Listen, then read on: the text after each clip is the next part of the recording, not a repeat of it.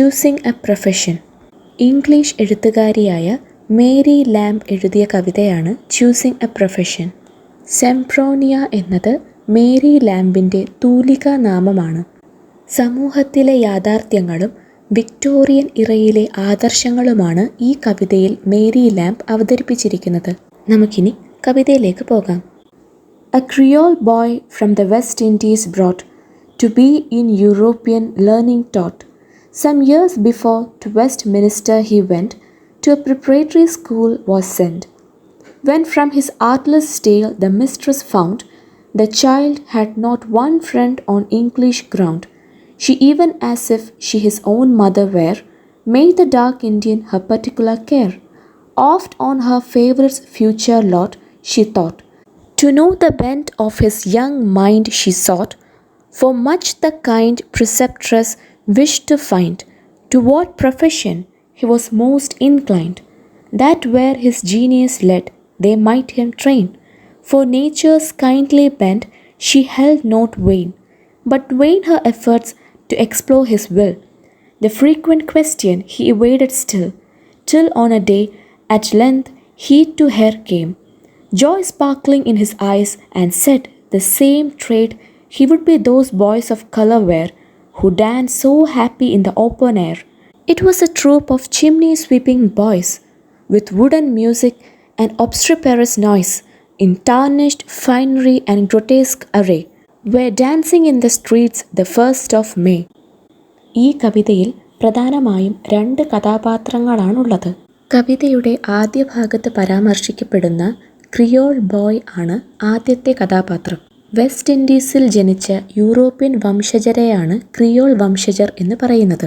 North അമേരിക്കയിലെ ഉപപ്രദേശം അഥവാ sub റീജിയനാണ് west Indies. European പഠനത്തിനായി വെസ്റ്റ് ഇൻഡീസിൽ നിന്നും ഇംഗ്ലണ്ടിലേക്ക് വന്നതാണ് ആ പയ്യൻ. നല്ല രീതിയിലുള്ള പഠനം ലഭിക്കുകയാണെങ്കിൽ അവന് ഭാവിയിൽ വെസ്റ്റ് മിനിസ്റ്ററിൽ പോകാം. ലണ്ടനിലെ ഒരു പ്രദേശമാണ് വെസ്റ്റ് മിനിസ്റ്റർ. ഇംഗ്ലണ്ടിൻ്റെ ഗവൺമെൻറ് സ്ഥിതി ചെയ്യുന്നത് വെസ്റ്റ് മിനിസ്റ്ററിലാണ്. കൂടാതെ ചരിത്ര പ്രാധാന്യമുള്ള ധാരാളം കെട്ടിടങ്ങൾ വെസ്റ്റ് മിനിസ്റ്ററിലുണ്ട്. യൂറോപ്യൻ പഠനത്തിനു വേണ്ടി ആ പയ്യനെ ഒരു പ്രിപ്പറേറ്ററി സ്കൂളിൽ ചേർക്കുന്നു. പബ്ലിക് സ്കൂളുകളിലേക്കുള്ള പ്രവേശനത്തിനായി കുട്ടികളെ തയ്യാറാക്കുകയും അവരെ സഹായിക്കുകയും ചെയ്യുന്ന സ്കൂളാണ് പ്രിപ്പറേറ്ററി സ്കൂൾ. പ്രിപ്പറേറ്ററി സ്കൂളിലുള്ള പ്രധാന അധ്യാപികയ്ക്ക് ആ പയ്യനോട് ഒരു പ്രത്യേക സ്നേഹം തോന്നുന്നു.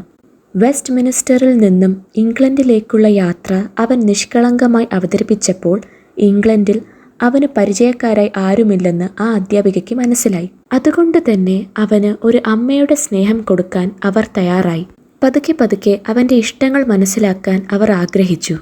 അവൻ ഇഷ്ടപ്പെട്ട മേഖല മനസ്സിലാക്കാൻ അവർ ശ്രമിച്ചു.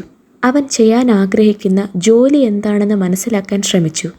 അങ്ങനെ മനസ്സിലാക്കിയാൽ തന്നാൽ കഴിയുന്ന സഹായം അവന് ചെയ്തു കൊടുക്കാൻ അവർക്ക് സാധിക്കും.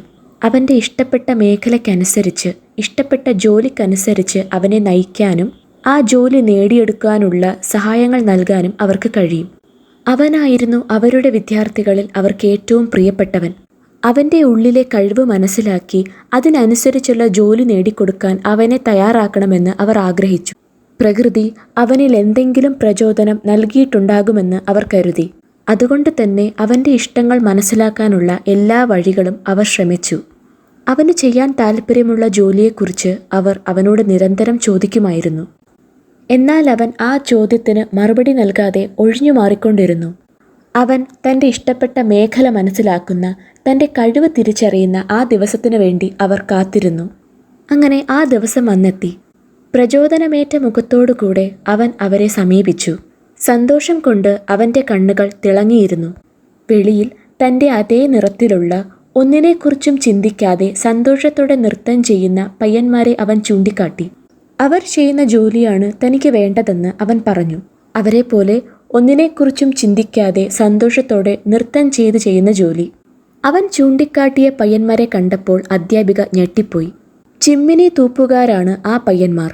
തടയാൻ പറ്റാത്ത അത്ര ഉച്ചത്തിൽ ശബ്ദമുണ്ടാക്കി ചിമ്മിനിയിലെ അഴുക്ക് പുരണ്ട വസ്ത്രമണിഞ്ഞ് സന്തോഷത്തോടെ നൃത്തം ചെയ്യുന്ന പയ്യന്മാരെയാണ് അവൻ ചൂണ്ടിക്കാണിച്ചത്.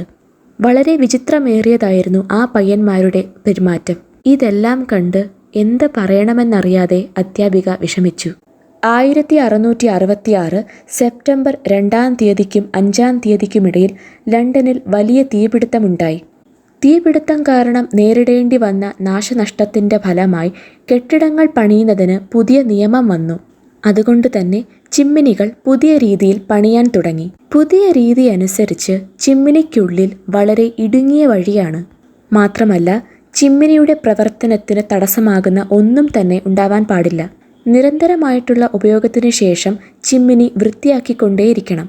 അന്നത്തെ കാലത്ത് ഇടുങ്ങിയ വഴിയിലൂടെ ചിമ്മിനി വൃത്തിയാക്കാൻ മറ്റു മാർഗങ്ങളില്ലാതായപ്പോൾ പാവപ്പെട്ട വീട്ടിലെ കൊച്ചു ബാലന്മാരെ ആ ജോലി ഏൽപ്പിച്ചു.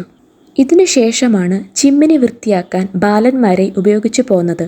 ഇത്തരത്തിലുള്ള ജോലി കാരണം കുട്ടികൾക്ക് ധാരാളം അസുഖങ്ങൾ പിടിപെടാൻ തുടങ്ങി. ഇത്തരത്തിൽ ജോലി ചെയ്തിരുന്നവരിൽ ഇൻഡസ്ട്രിയൽ ക്യാൻസർ പിടിപെട്ടു. ആദ്യമായി ഇൻഡസ്ട്രിയൽ ക്യാൻസർ പിടിപെടുന്നതും ചിമ്മിനി തൂപ്പുകാരിലാണ്. കറുത്ത നിറത്തിലുള്ള പാവപ്പെട്ട ബാലന്മാരെയാണ് ഈ ജോലി ഏൽപ്പിച്ചിരുന്നത്. കവിതയിൽ പറയുന്ന ക്രിയോൾ വംശജനായ പയ്യനും കറുത്ത വർഗ്ഗക്കാരനാണ്. അതുകൊണ്ടാണ് തൻ്റെ അതേ നിറത്തിലുള്ള പയ്യന്മാരെ കണ്ടപ്പോൾ അവർ ചെയ്യുന്ന ജോലി ചെയ്യണമെന്നുള്ള ആവശ്യം അവൻ മുന്നോട്ട് വെച്ചത്. ചിമ്മിനി തൂക്കുക എന്ന ജോലി തിരഞ്ഞെടുത്തത് വഴി ശരിയായ രീതിയിൽ കാര്യങ്ങളെ തിരിച്ചറിയാനുള്ള ആ പയ്യൻ്റെ കഴിവില്ലായ്മയെയാണ് ഇവിടെ സൂചിപ്പിക്കുന്നത്. കാരണം മെയ് മാസത്തിലെ ആദ്യ ദിവസം വളരെ സന്തോഷത്തോടെ ആർത്തുല്ലസിക്കുന്ന പയ്യന്മാരെ കണ്ടാണ് തനിക്ക് ആ ജോലി മതിയെന്ന് പയ്യൻ പറഞ്ഞത്. ആ ജോലിക്ക് പിന്നിലെ കഷ്ടതകൾ അവൻ അറിയില്ല. അവൻ്റെ കാഴ്ചപ്പാടിൽ ഒന്നിനെക്കുറിച്ചും ചിന്തിക്കാതെ സന്തോഷത്തോടെ ജോലി ചെയ്യുന്ന കുറച്ചു ബാലന്മാർ. കറുത്ത നിറക്കാർ കഷ്ടപ്പെടേണ്ടവരാണ്. വെളുത്ത നിറക്കാർ സുഖലോലിതമായിട്ടുള്ള ജീവിതം നയിക്കേണ്ടവരും. സ്ഥിരമായി കാണാറുള്ള ഈ കാഴ്ചപ്പാട് കവിതയിൽ അവതരിപ്പിക്കുന്നത് വഴി റേസിസം, സമൂഹത്തിൻ്റെ മുൻവിധി എന്നിവയാണ് കവിതയിൽ കവി അവതരിപ്പിച്ചിരിക്കുന്നത്. ഈ വീഡിയോ എല്ലാവർക്കും സഹായപ്രദമായി എന്ന് ഞാൻ വിശ്വസിക്കുന്നു. Thank you.